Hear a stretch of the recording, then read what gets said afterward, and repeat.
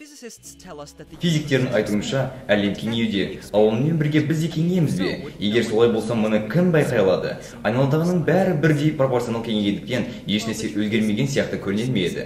Шындығында әлем кеңеймейді, кеңістік кеңейеді. Әрине, әлемдегінің бәрі кеңістікте орналасқан, және егер барлық күштердің ықпалын елемесек, денелердің арасындағы кеңістік кеңейген сайын, бұл денелер бір-бірінен алшақтай береді. Бірақ әлемде басқа да күштер бар, және олардың шамасы кеңістіктің кеңеюіне тікелей тәуелді емес. Мысалы, электромагнетизм мен гравитация атомдар мен планеталар жүйелерін бірге ұстап тұруға қабілетті. Өйткені бұл әсерлесу тым күшті болғандықтан кеңістіктің баяу кеңеюіне жеңе алады. Ойлап қараңыз, егер сіз бен мысығыңыз тұрған жер бөлге созыла бастаса, онда жер беті сіз бен мысықты алшақтата береді.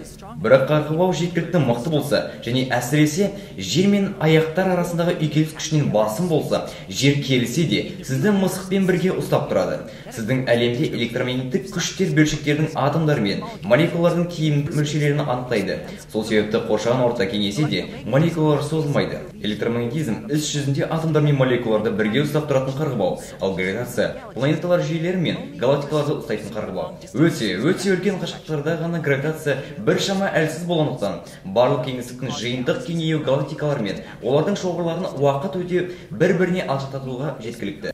Біздің мұны білетініміз, алыс галактикалар жарығы қызыл қысуға ұшырайды, қызарады. Себебі ол өзі өтетін кеңістіктің кеңеюі есебімен созылады.